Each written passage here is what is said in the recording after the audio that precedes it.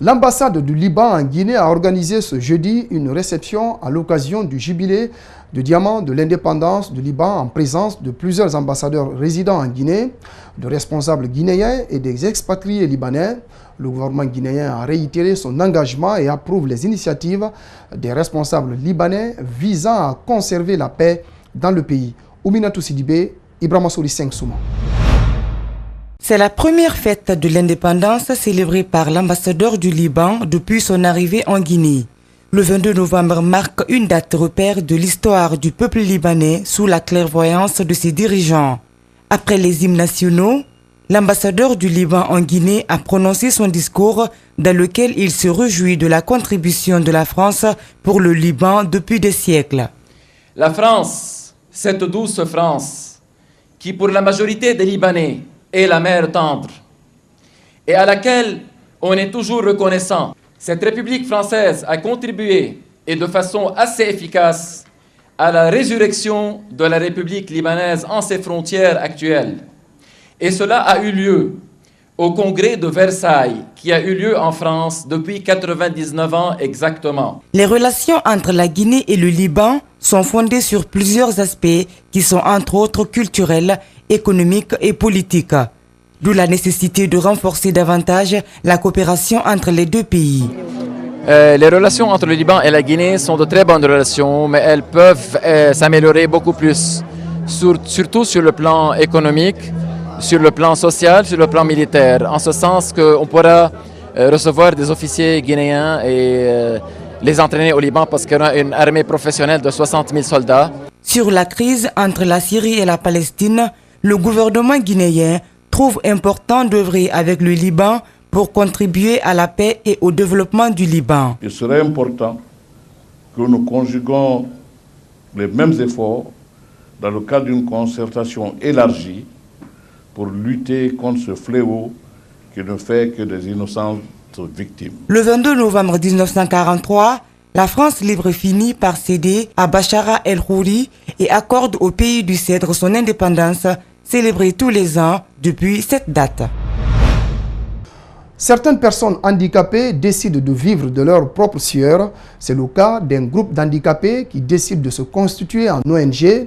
Ces personnes en mobilité réduite font de la couture, de la cordonnerie et de la percussion. Ils veulent partager leur savoir avec leurs pairs qui continuent à mendier dans la rue, mais ils manquent de moyens. Reportage Mariam Fodé Camara, Abdoulaye Camara. Le courage, la détermination et l'amour du travail, voici la devise de ces personnes à mobilité réduite. Victimes de la poliomyélite, elles ont décidé de vivre de leur sueur. Dans cette équipe, certains font de la cordonnerie, d'autres la couture et la percussion. Pour eux, être handicapés ne condamne pas les hommes à vivre sous la dépendance. C'est pourquoi ils se sont organisés en ONG pour combattre la mendicité. Ce n'est pas du tout facile, mais l'homme aussi, ce n'est pas la taille, c'est l'expérience. Et je me suis dit, je suis handicapé et j'ai un métier. Pourquoi pas donner ce que je connais à mes collègues, à mes semblables qui sont les personnes handicapées. Raison pour laquelle j'ai pu réunir maintenant les personnes handicapées autour de moi, ceux qui veulent faire le travail, ceux qui veulent vivre avec leur travail sans la mendicité. Aujourd'hui, les membres de l'Action pour le futur des handicapés sont confrontés à plusieurs problèmes depuis leur installation sur ce domaine. Depuis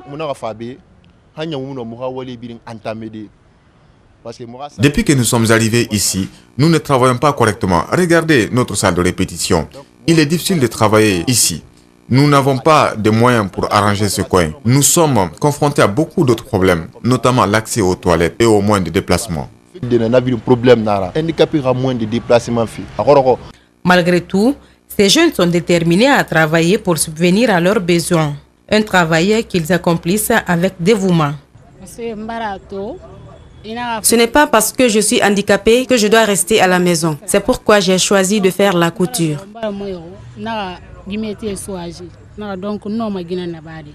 Ibrahima Diané et son équipe veulent sensibiliser leurs collègues dans la rue à les rejoindre pour partager leur savoir. Pour cela, ils demandent de l'aide pour que leur action aboutisse.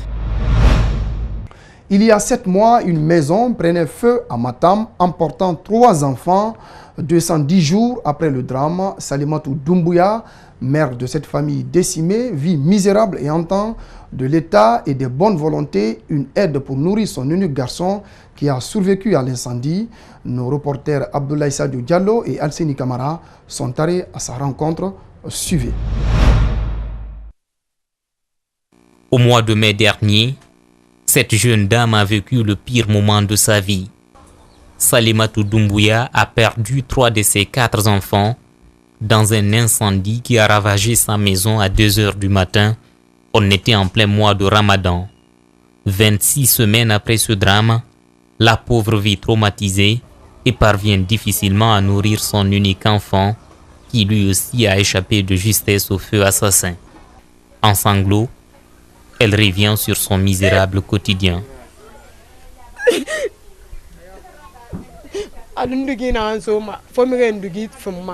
Ma situation est critique.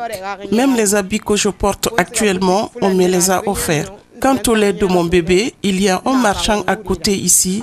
C'est lui qui m'aide souvent. Quand l'enfant tombe malade, c'est ma tante qui l'envoie à l'hôpital. Actuellement, je ne travaille pas et je ne suis pas mariée.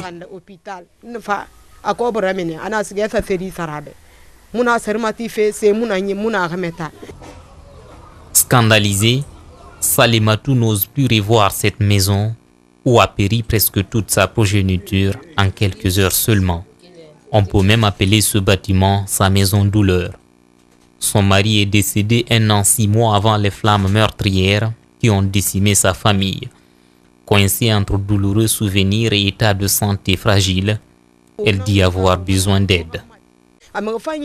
Je lance un appel aux personnes de bonne volonté et à l'État de me venir en aide pour élever mon enfant. C'est son cas qui m'inquiète beaucoup et je ne veux pas me prostituer pour lui donner à manger. Moi aussi, je ne me porte pas bien.